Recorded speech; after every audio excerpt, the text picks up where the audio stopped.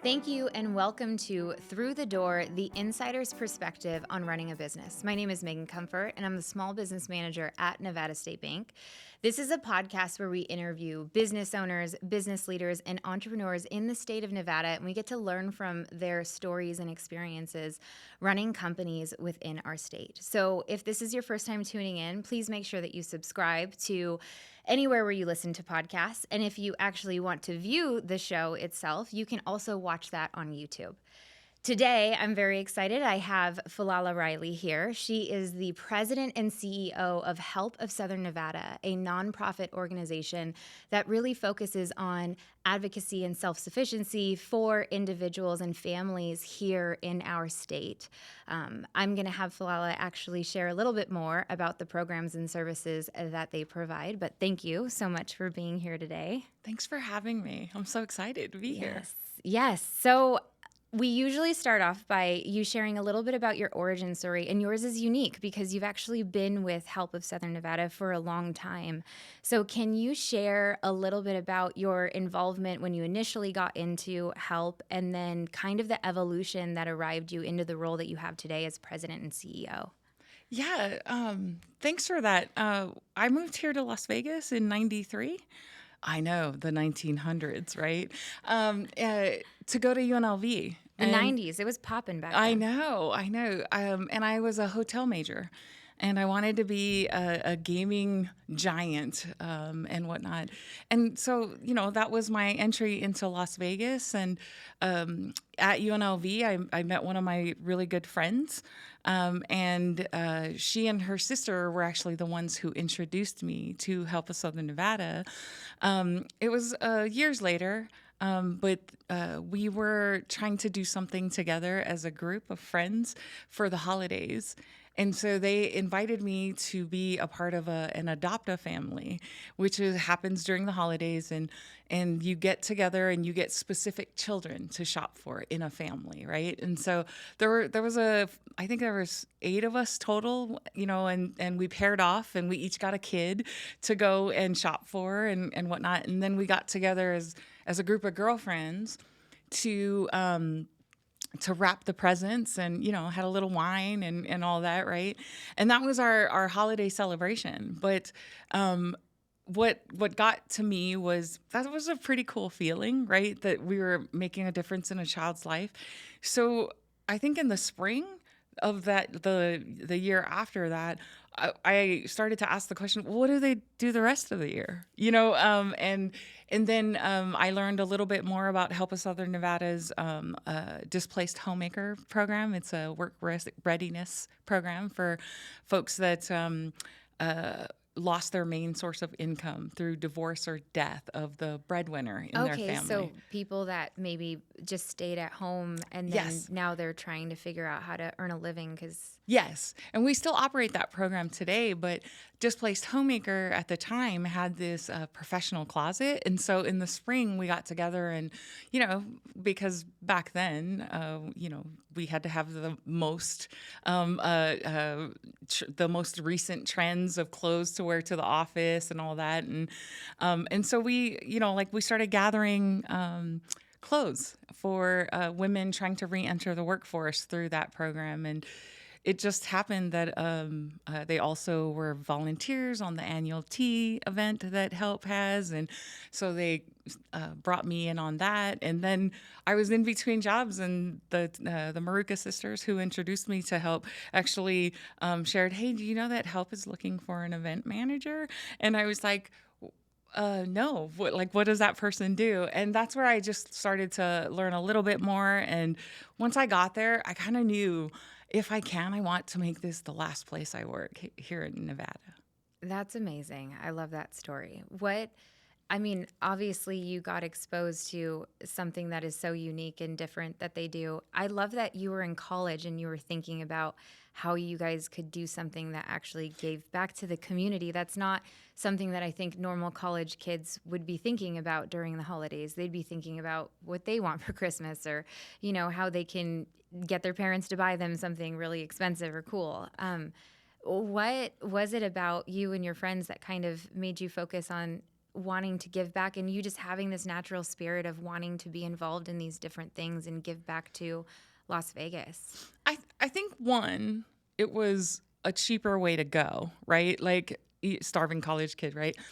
There were 8 of us, and instead of me getting 7 gifts for these friends, right, and whatnot, it just seemed like a smart thing to do, right, economically. But then it was just kind of that feeling of I hadn't heard of an adoptive family before, but Terry Maruka actually knew about it, and I think it was because she was exposed to it where she went to college, right? And so it was just kind of a dumb luck, if you will, but it worked out because it ended up introducing me to what has become my life's work and passion. So the event manager role, when they were hiring for that, was that a new role that they had created as they started getting bigger?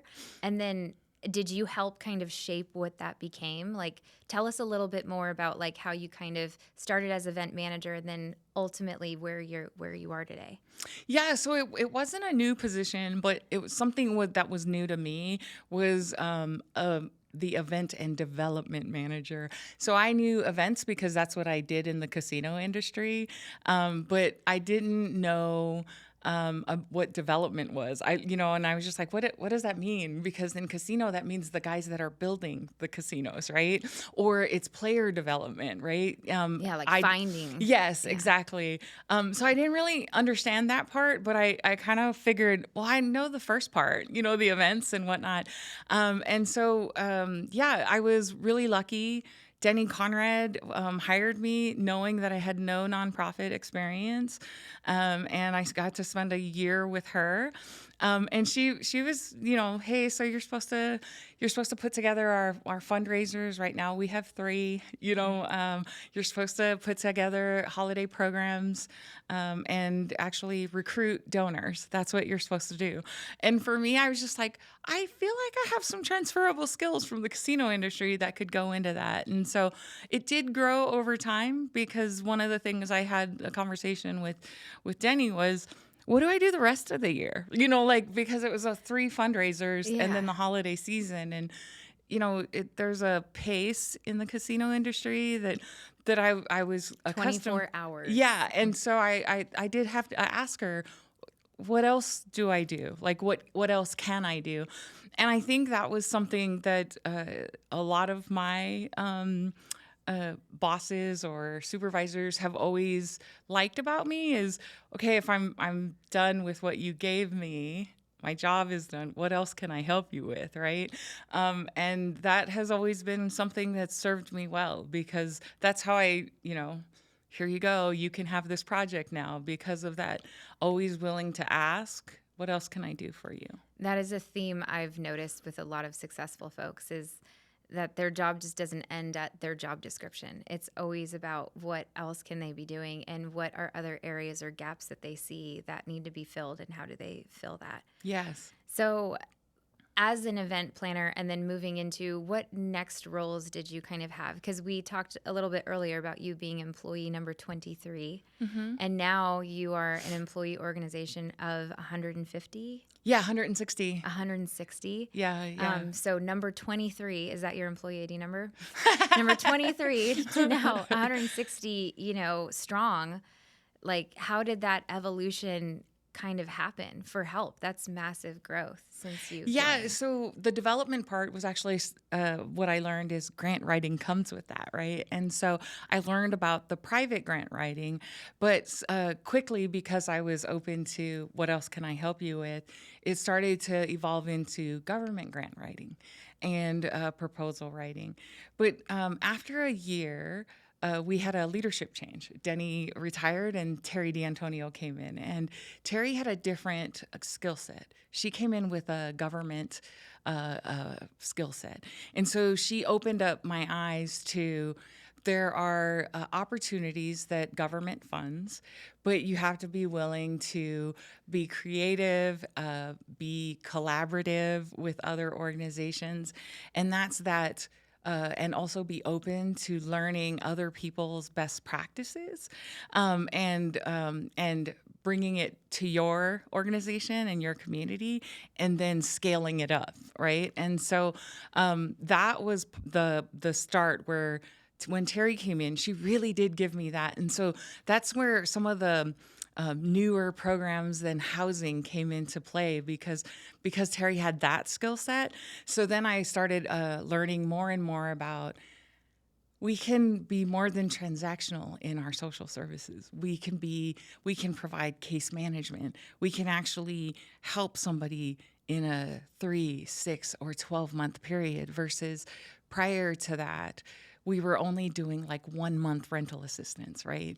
And then it was like, hey, I hope on day 31 you're going to be fine, right? Mm-hmm. And so understanding that and it's like, oh, what states are doing things like that, right? That was the opening of okay, so the county has something going on. I need to learn a little bit more about that, right?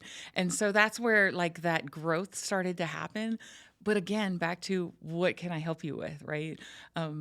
So that's kind of where that growth and helps growth, my growth, and my understanding started was because when Terry came in, she had a different skill set. I like that you talk about help initially was more transactional and how really helping people that need assistance, it can't be a transactional thing. I'm noticing that a lot with certain organizations, the ones that are very successful at doing things, they actually really understand that there's more facets that actually need to be kind of supported in order to truly allow someone to be successful.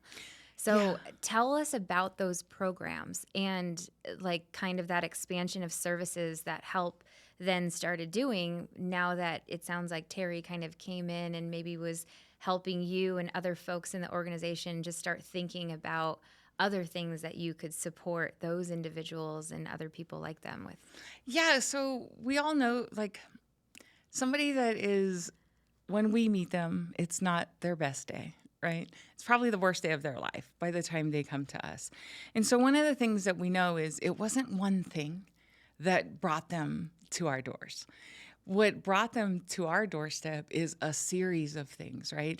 And so the programming at Help, all housing, whether it's a longer term one for people with disabilities or it's a shorter term one of somebody that just needs help getting back to what they used to do, we have to treat the whole person, right? And so some of that may involve the economic reality of their world, right? It may involve, are they making enough?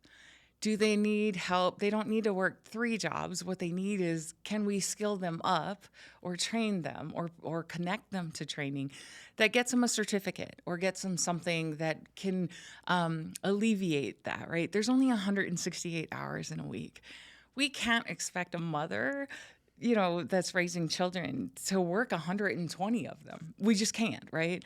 So there's the, how do we get those gaps filled to allow for parents to be parents, for folks that are recovering from trauma to actually, seek those services that will address and help them cope with their trauma. And hopefully their entry back into living indoors hasn't really derailed them completely, because that in itself is trauma. And then, of course, the things that they experience. So, we've been focusing on preventing and ending homelessness, definitely for the last 2 decades. And I always believe that we do it one person at a time, one family at a time, one youth at a time. I completely agree with you. I mean, it's how do you eat an elephant? One bite at a time, right? Yes. Yeah. Tell us, do you have any like success story of maybe an individual? Sometimes I think a lot of people that maybe aren't as versed in understanding different organizations in this and the communities that they serve, they have a misconception of the type of person that they're helping. Yeah. I know, because I've seen that even within myself when I hear of organizations, but then actually get to be involved. I'm blown away at what it really is when I actually get to physically be present and experience it. Yeah. What like recent story or kind of experience has really stuck with you in your career at Help? So I am so lucky to have a great team that every month we have a anniversary breakfast, right? So anyone celebrating their anniversary has breakfast with me and the executive team. Recently, in the October anniversary breakfast, I usually ask them to go around the table and introduce themselves, what anniversary they're celebrating, and then tell me something good about last week, or give me a highlight, for your time here and whatnot. And in the October breakfast, I found that there were three amazing stories. Three of our employees sitting at that table shared that they were former clients, right? One individual, a young man, actually said, I'm celebrating my second anniversary at Help of Southern Nevada as an employee, but I've been on this campus for 5 years. Yeah. And so he shared that he was a resident at Shannon West Homeless Youth Center. And as a resident, he took advantage of an opportunity that they have as a work experience in our Framing Hope warehouse. And then from there, he applied and received a job. And so he is now married, a father, and a really important part of our team, right? And he talked about how from being a resident to being a program participant of a work program and then an employee. And he talked about like some of the challenges he had, right? And how his life could have gone a different route and whatnot. But he talked and showed his, the pictures of the babies. Who doesn't love that? But he inspired two other individuals around the table to share. I was a displaced homemaker. Now she's in our finance department, in charge of like a lot of really important things, right? And then another individual shared that they're a lived experience individual as well. They're on our street team, and they actually remember encountering some of our team members as somebody living on the streets and whatnot. And as she went through her journey of going through sobriety and programming and whatnot, one of the things she said was, I want to do what they do. And so I'm so lucky to get to hear stories like that, right? We don't always get to hear like all the good things, but when they're employees, you see their progress and it's just like amazing. Yeah. We do good work. Yes. And what a life-changing moment for those individuals too. Like they needed some type of start and they got that start at Help of Southern Nevada. Yeah. And now they have better lives because of it. Yeah, Like, for sure. It's hard not to cry to talk about those things. Like it really is. I'm like, oh my God. Yeah, like it was kind of a tearjerker sort of breakfast. And I was like, this is usually a happy breakfast. But, they were tears. inspired. They were inspired to share their story. And we never do that. Like I knew the three individuals. I was surprised that they shared, because it's not just their immediate coworkers that they're sharing with. But they were inspired to share. And so I loved it. And a couple of our team members were like, I had no idea. And that's the point. Mm-hmm. Many of the people that we serve, you have no idea that they are struggling or that they need help. Yeah. And people need a visual representation, I think, to really have it hit home for them and understand like how impactful these things could be, that it's not just a Band-Aid over an issue. It truly is helping like the core of something and actually making productive individuals that end up like passing that forward. Like the ripple effect that some of these organizations, especially like Help, that creates, it's really amazing to see. Let's talk a little bit about some of those vocational or like kind of skill set certifications or things that you guys do for individuals. So you talked about kind of helping the whole person. So if you were to have to break down all of the programs and services that Help has, How do you break those down and explain that to someone for the first time? Yeah, so I usually do it by breaking it down in preventing and ending, right? Homelessness. So in prevention, that's where workforce services is, as well as one-time rental assistance sometimes.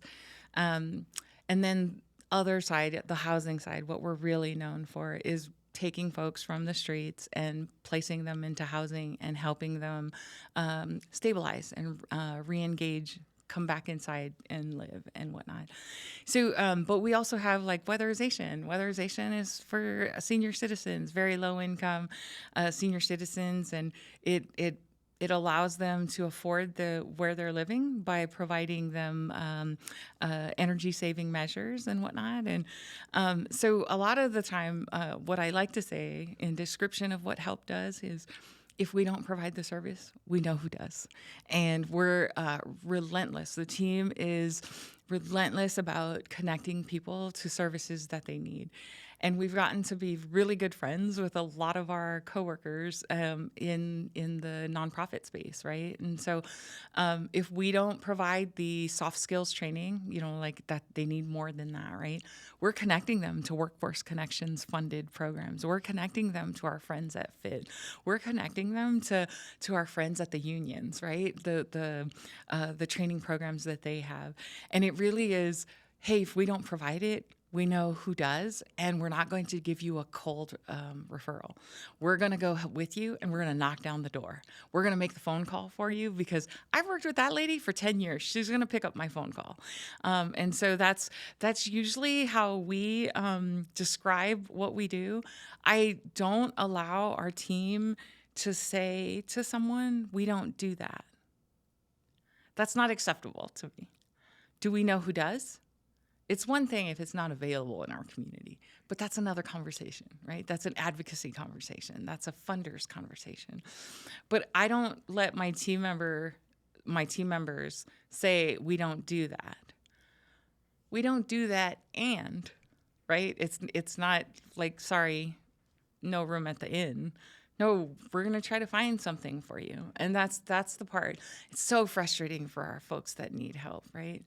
That need help and maybe have to go to 4 places, and they get turned away. It's disheartening. Yes. Like, you're already having a hard time, and then every no that you get is just one more pound heavier on you. So let's save them the trouble of driving to 3 places. Let's sit here. Hey, do you have a phone? You call this number because I don't have a direct line to them, but I'm going to call these 3 organizations to see if they're providing services. And if they have that service, when's a good time for you to come over, right? We've worked 410s for a really long time at Hope, and it annoys me to no end when colleagues will send people over to us on a Friday. Why would you send somebody? Like, so easy. 1 extra second by saying, their hours of operation is Monday through Thursday, 7 to 5, right? Like, don't go on a Friday, and so it's like giving them really key information like that is super helpful. If they need to set a virtual meeting up, can we help them do that? Can I do it on my phone? Let us call them right now, and whatnot. Do you need to interview the person? Can we interview them virtually? Cool. Let's do it here.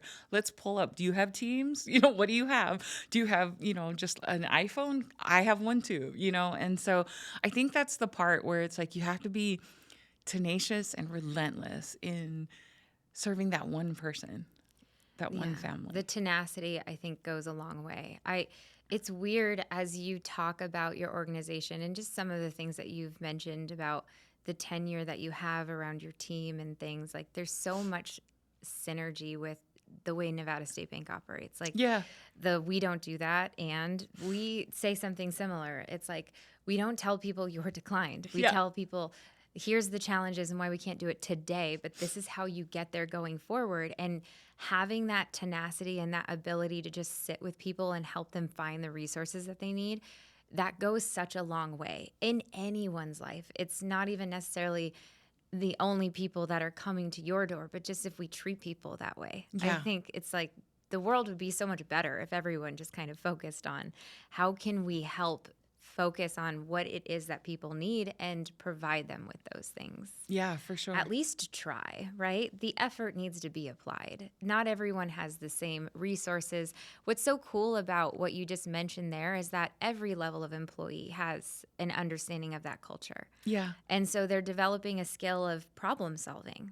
that I honestly think a lot of large organizations sometimes forget to do at every level of their company, is give people some level of freedom and ability to understand that you can help figure out and problem solve something for an individual every single time you interact with somebody. Yeah, for sure. And that's a difficult part to do, to keep up consistently, but it's one of those things, like when we get feedback, hey, that didn't go like that, right? We're always like, back to the drawing board. How did we miss this? Like, is it something that we just need to retrain? Is it something that, oh, this person's new? Maybe they haven't had enough exposure to how to do that, and whatnot. So it's a constant thing for the leadership team to do. But, a lot of times when it doesn't happen the way that I want it to, right?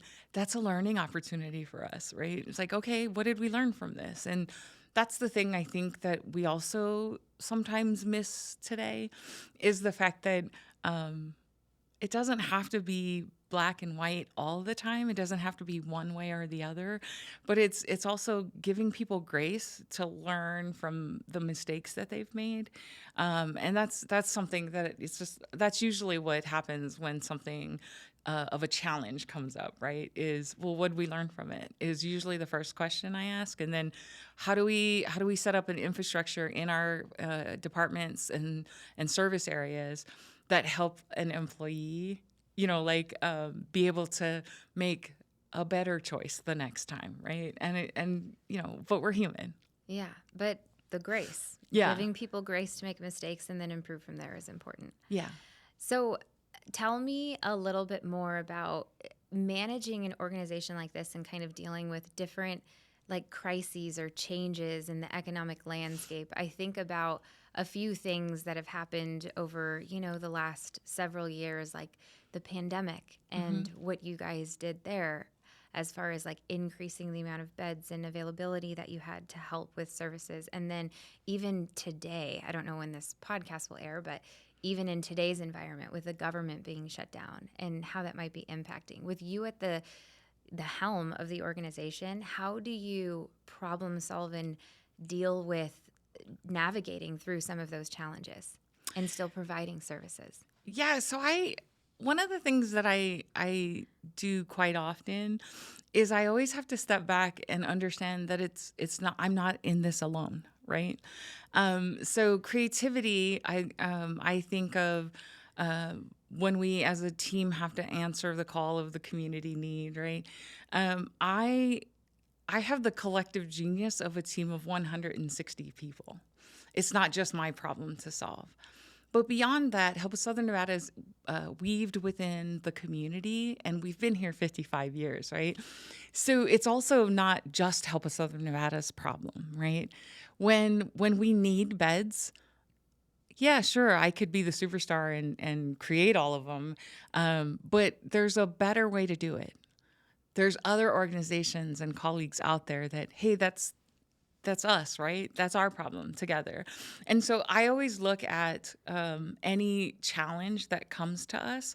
I always look at it as it's all, the weight of the world isn't on my shoulders alone. I am not alone. I stand with an entire safety net sector of really amazing organizations and colleagues and partners. I look to the government, Clark County, as my partner in creating those sort of solutions. We look to our private sector partners. Nevada State Bank has been, part of that. Hey, this might create something of a cash flow issue for us. How do we figure this out because of the reimbursement nature of our business, right? And so I always look at it as it's not just my problem, right? It's within the organization. I have 160 folks. I have a board, all of that is collective, one just passion for what we do. But yeah, so I always look at it like that. And I think there was a time where I thought that I had to solve it. And that used to just stress me out. And I think a lot of us realize that that's really not the way to go. And so that's, Nevada State Bank and Rosa, our banker, she's been part of those solution conversations, when we're trying to solve for things. Believe it or not, our insurance brokers are part of those solutions. And sometimes it's just a different perspective that people offer that allow us to, I didn't think about it that way. And so for me, that's been super helpful in my growth at Help when I embraced the fact that I didn't have to solve everything on my own. I have more than 100 people helping me, and they all have something to add. And so that's how I think I've always handled our growth, as well as the contraction periods for Help of Southern Nevada.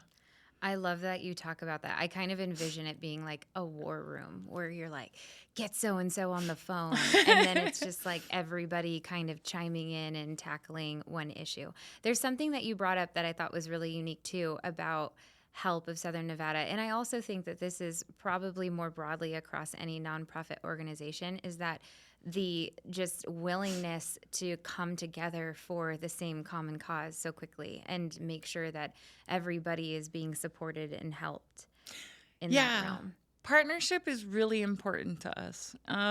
It's so important that it's actually one of the 5 strategic priorities that we have. And so I've always believed that, well, you probably know this more than anyone, people do business with people, right? And so if you know that you can count on Help of Southern Nevada, you'll pick up the phone. And some people call me directly, but some people, because I have the pleasure and of having so many long tenured staff, sometimes it comes through a staffer, right? Hey, so and so called over. They just got word that there's a reduction in funding. This is how many people are affected. Is there anything we can do? Is there a transfer of clients? Can we, how do we figure this out? And so, that's really important to us, is partnership and collaboration, because again, it helps us, get through the hard times when we know we're not alone.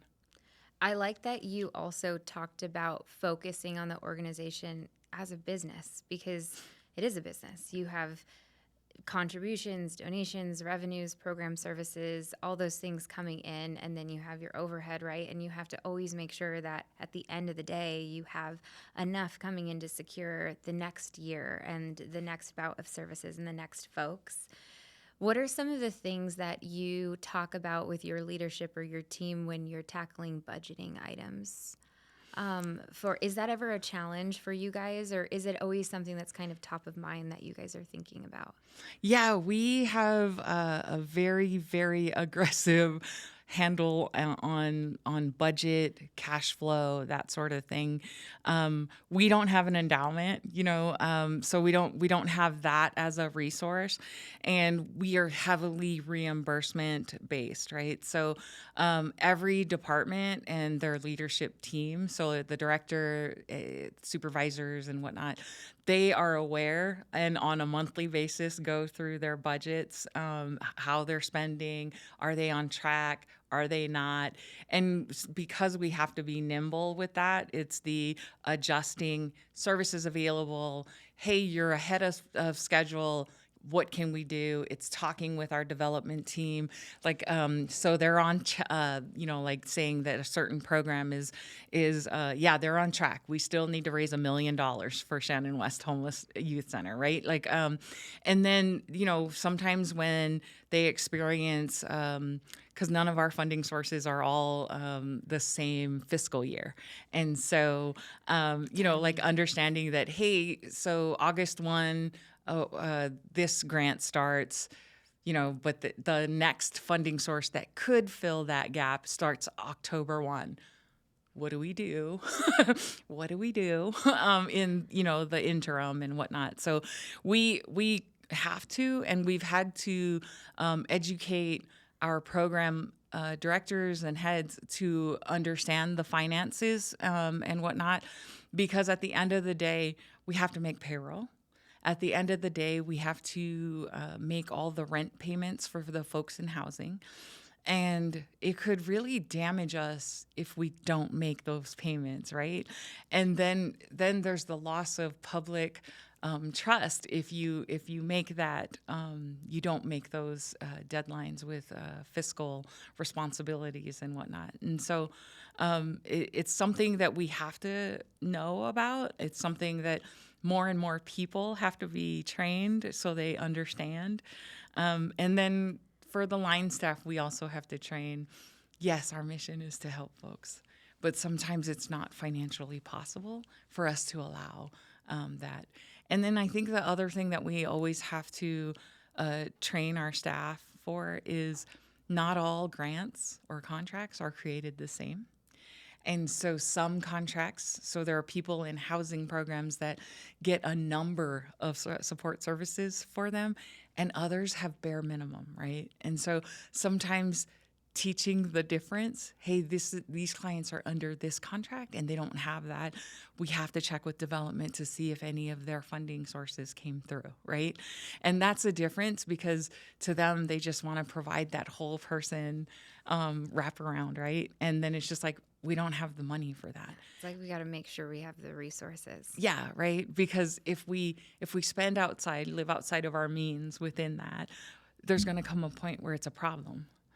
You know, and so that's the business side of doing good. Wow. Nonprofit colleagues sound like they get to be very well-rounded. I like that you talk about, it sounds like there's so many individuals in your organization that understand kind of how finances and cash flow work, like they're thinking about those things, and how important that is to make sure that these organizations stay around and that they can continue providing the services that they have. Yeah, I would say when there were 23 of us total at Help, maybe 2 or 3 of us needed to be in the know of the finances and whatnot. But I think it makes our team more equipped and able to make decisions and get that's why they're thinking this. And so I love when I'm able to share, like, I think in the moment that was a really good person-centered decision, but here's where I'm thinking. Like, we needed to layer over liability, we needed to layer over fiscal responsibility and the contractual elements of it and whatnot. And so because I think that's what helps them make decisions better for the organization. Yeah. So let's switch gears a little bit. That was so much information, and I think that's so cool. I want to meet some of your employees and be like, hey, do you want to work at Nevada State Bank too? No, I'm just kidding. Not really. Don't go poaching. I won't poach your people, I promise. But let's talk about the involvement that you've had with KLUC Toy Drive too, because we talk about partnerships and how important it is that communities are involved in these things, and organizations and partnerships are so important. Yeah. KLUC Toy Drive is something that we're also involved in. We've been involved in every year. We get to go in the morning, and it's pretty cool. Sometimes, Chet will say my name every now and then, and I'm like, yeah, like we're on a first name basis. Yes. But tell us a little bit about how that partnership came into being. Yeah, so our partnership evolved as the radio station evolved, right? I think when the Toy Drive first started, they didn't really have a distribution plan in mind. It was collect. And then I was told that the first couple of years, they literally just rolled up into neighborhoods and started handing out toys, right? But then, when things are successful and they grow exponentially, you have to have a little bit more of an organized plan. And so that's where a more formal relationship started. And then I think a few years into it, we thought we had arrived with the Ocho. It's still in my brain. The Ocho was the 8th truck of toys that we filled that year. We thought we had arrived. I mean, how big could a toy drive get, right? And then it exploded. We're talking about 20 trucks, 30 trucks, right? And that was something that we were, you have to plan for success, right? And I don't think we did at first.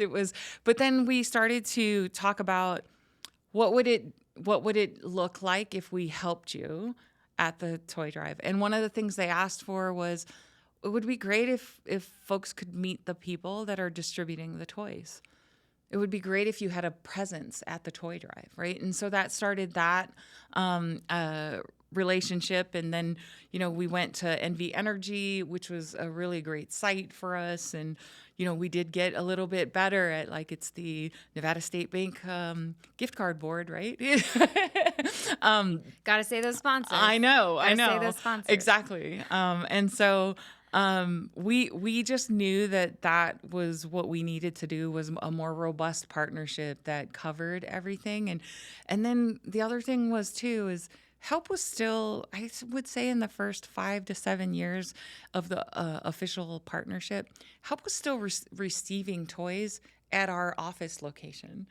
And we had made the conscious decision, if we're going to go in with the toy drive, we should just drive the traffic. Let's have people who don't listen to the radio station. Let's go and tell them we're the partners of this event.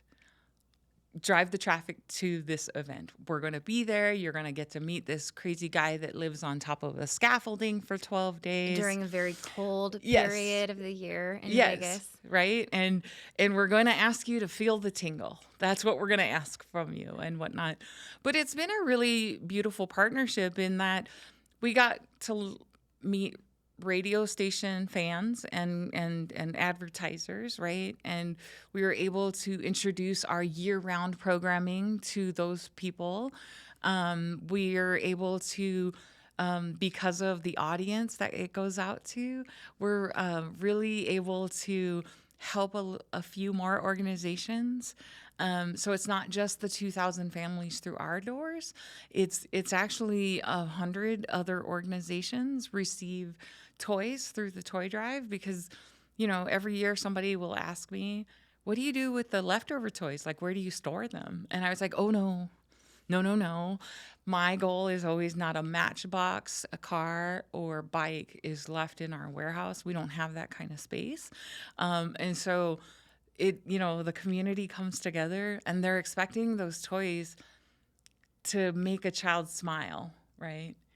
And I like it to be in that same Christmas season, right? So that's usually what we do. Now, there's some organizations that we support because they have the toys are used as a mechanism to make things easier for a child in trauma, as they meet, whether it's a law enforcement officer.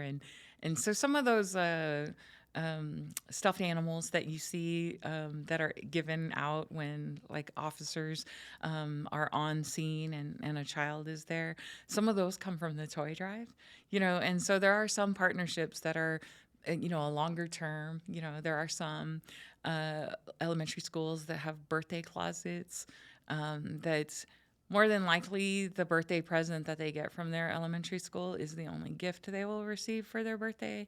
So we, when we can, we like to stock those as well and whatnot. But for the most part, all those toys go out the before Christmas Eve of the toy drive year. Well, and it sounds like every toy is used, every gift is used. Yeah. That's what I love about the toy drive is it's helping little kids, but then also teenagers and, just it runs the gamut. It's not just about one small segment of, like, a young child. It's about every stage of, childhood, becoming an adult, like teenagers, the gift card board, like brought to you by Nevada State Bank. Let me throw that out there. But I mean, all of those things, it's so nice to see that it really is all encompassing on all elements of it, because I think oftentimes people always think of always providing the fun for the younger kids, right? Because that's what's most important. But it's like, no, there's all these other stages of life that they want something too, and they deserve to have a Christmas as well.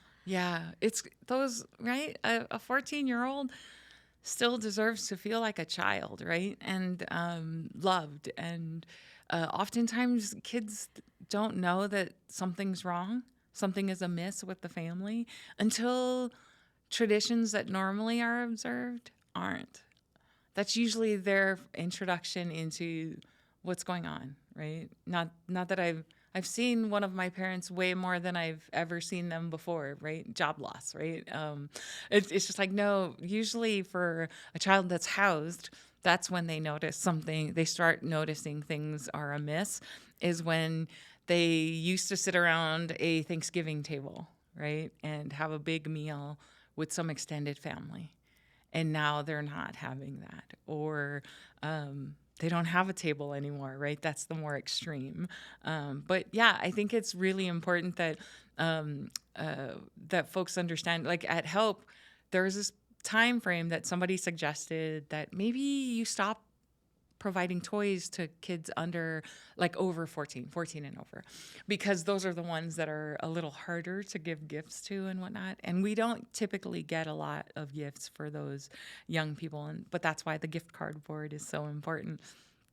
But my thing is, I don't know, but when I was 17, I still enjoyed being around the Christmas tree Christmas morning and opening something, whether it was a scarf and a new beanie or whatever that was, right? I'm 40 and Yeah. I still, me and my husband were always like, he's like, are you sure we're doing no gifts? I'm like, yes, we're doing no gifts for each other. And then I'm always like, okay, I bought myself something. It's under the tree.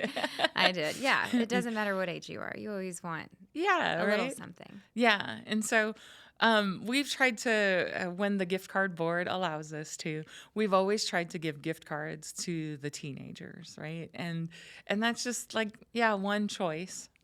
They love that. It probably provides them a little bit of sense of independence because they get to choose. And the experience. If you think about it, they get to like go to that store and then pick out what they want. Yes. Because I agree, like teenagers, you are particular. Uh-huh.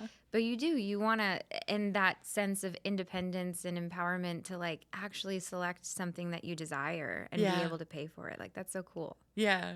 And the Toy Drive has allowed us to maintain our toy store. You should come this year. We set up as best we can, like a Walmart toy section, right? Boys, girls, 0 to 3, board games and whatnot. And one of the things that the Toy Drive has allowed, because it collects so much, is we set up a toy store and the parent gets to come in with a volunteer shopper and they get to select the 2 toys per child. And it also, right? It's a little bit of dignity because your kid's into K-pop dolls, right? I don't know what kind of K-pop dolls your kids have already, right?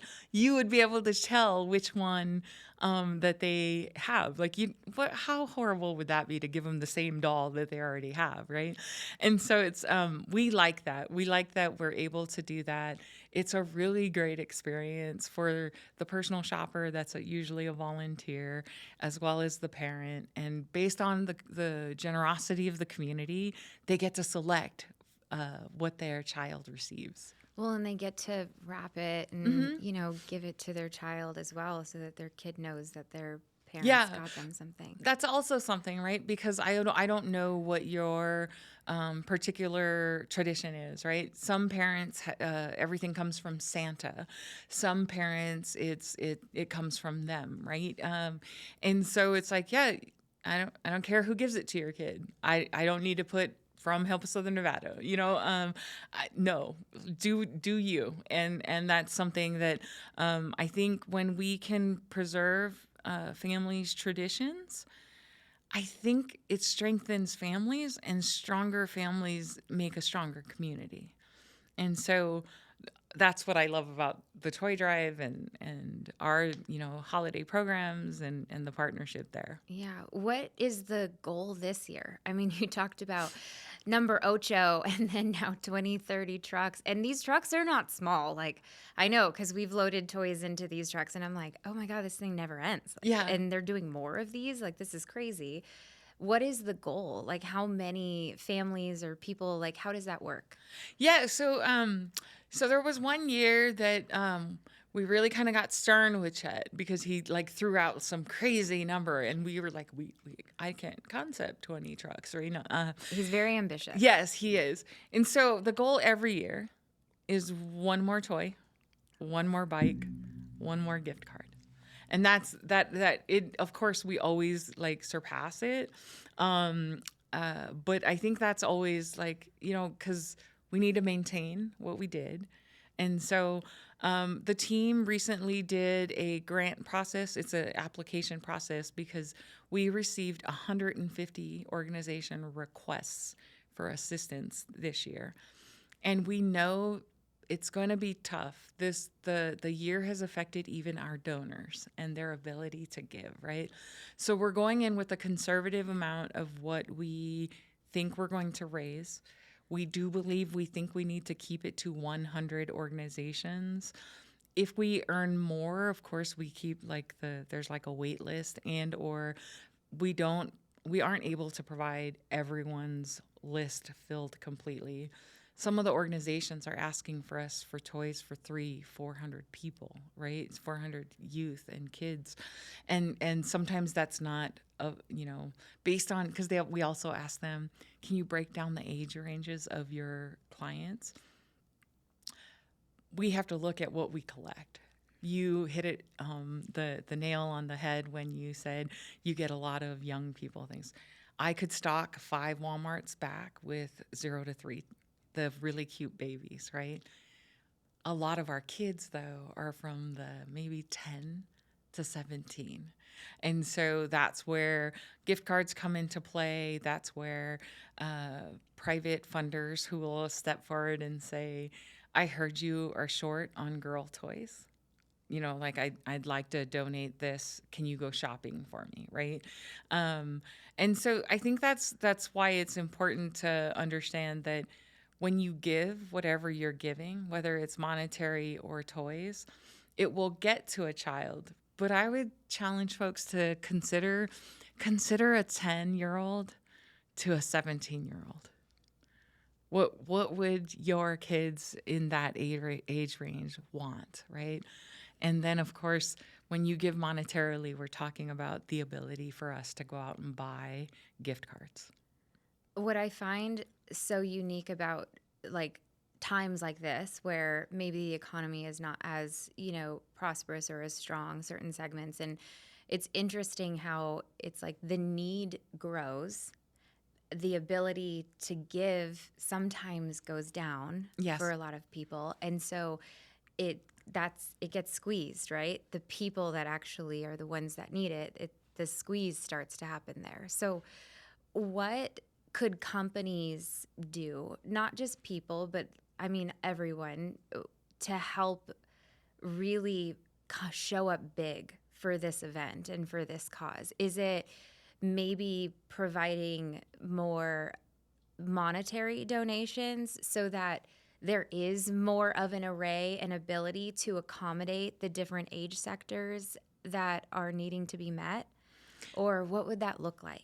Yeah, so my development team will say, Fuilala, do not say no, give, right? It's like, yeah, you have to say, obviously monetary helps, right?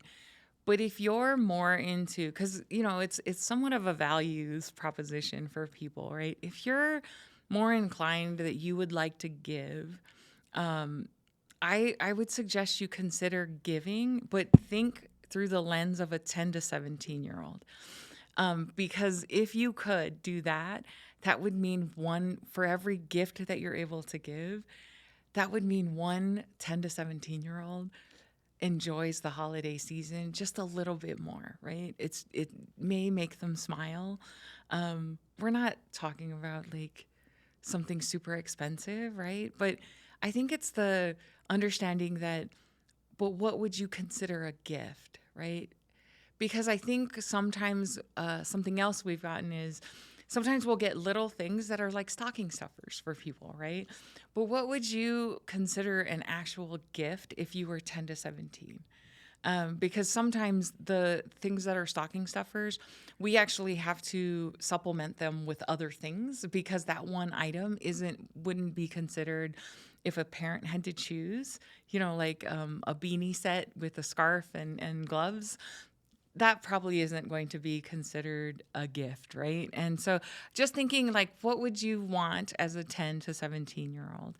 And so that's why that for them, a lot of the time it's the gift card, right? Because for young ladies, it might be makeup. But we all have a skin thing that we like that doesn't match my palette or all those things, right? For some, like I wouldn't want to give somebody a curling iron, but if that's what they really want, right? Like let them choose it, but we have received those sorts of gifts as well. But I think that what it is give where you feel the best about what you're giving, and then consider giving for one more. Yeah, I love that. God, you're making me just want to give you all of my stuff. I'm like, I have everything in my office right now. Just take it all. Those are all my kids' presents. They don't need them.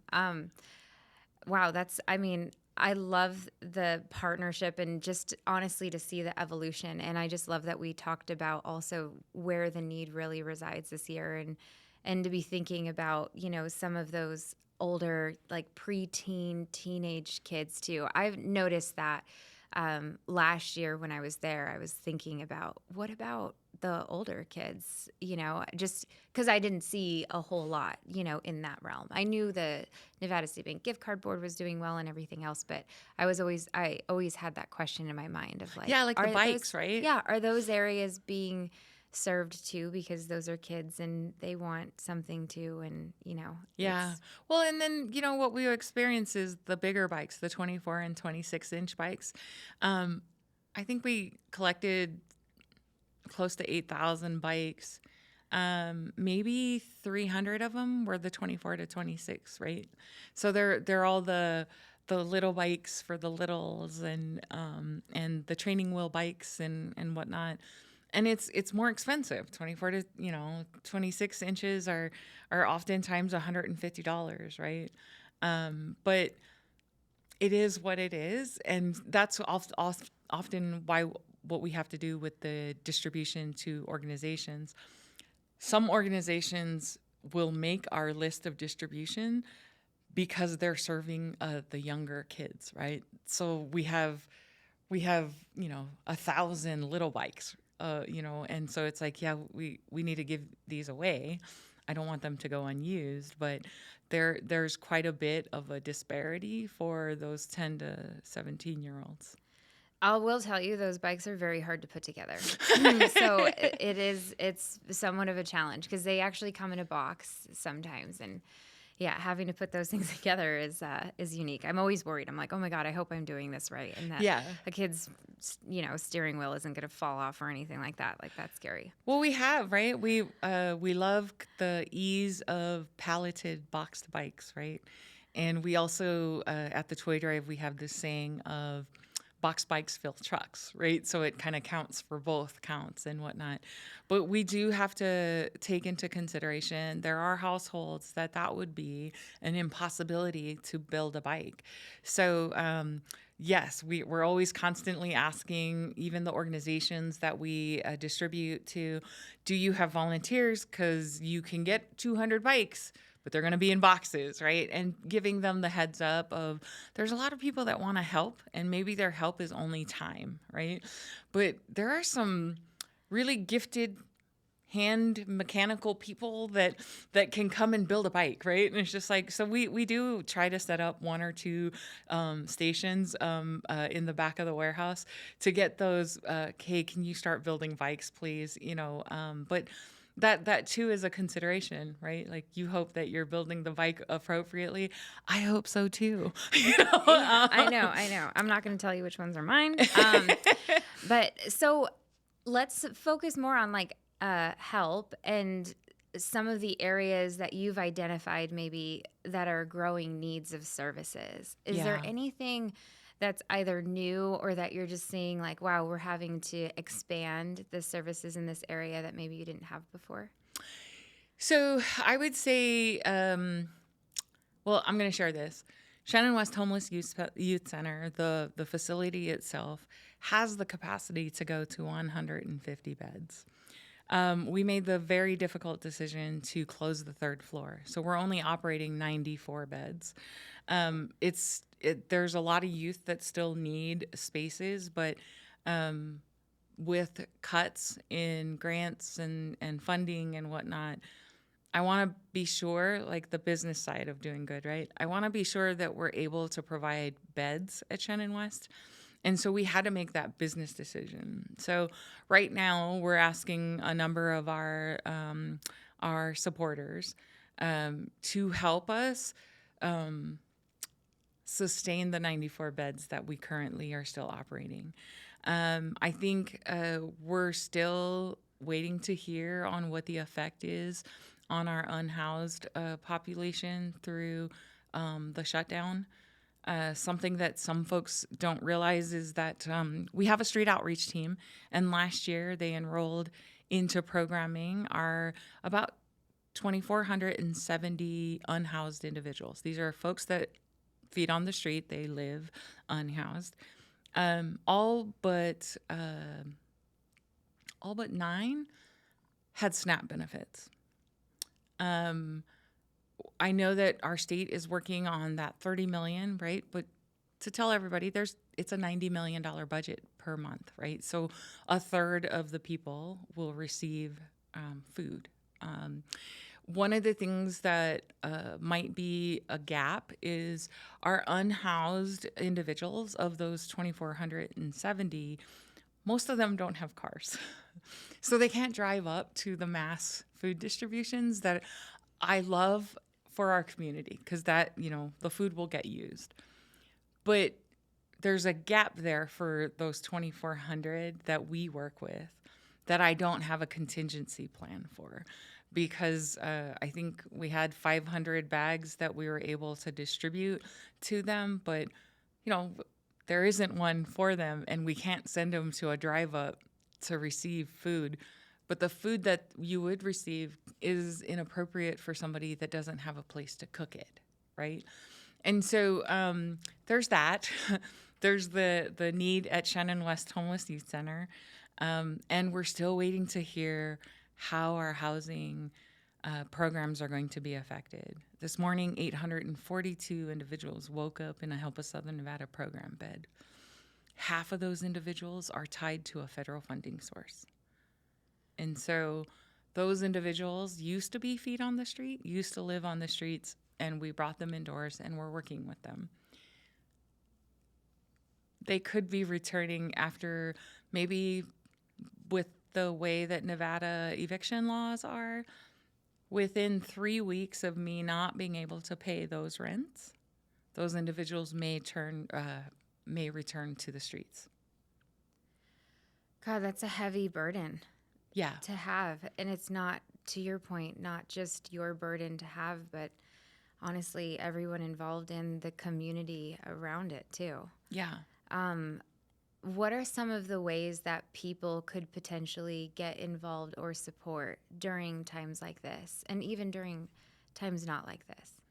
Well, of course, first and foremost, financial assistance would help us maybe sustain some of the programming, a more predictable future, right? Or at least a time frame in which we can start to plan or move folks, or so of course visiting our website and donating, but also if you know somebody that may not hear this podcast, you're the rich aunt that has some money, but also being an advocate for your circle of influence of, hey, if you were going to give this year, have you considered doing this?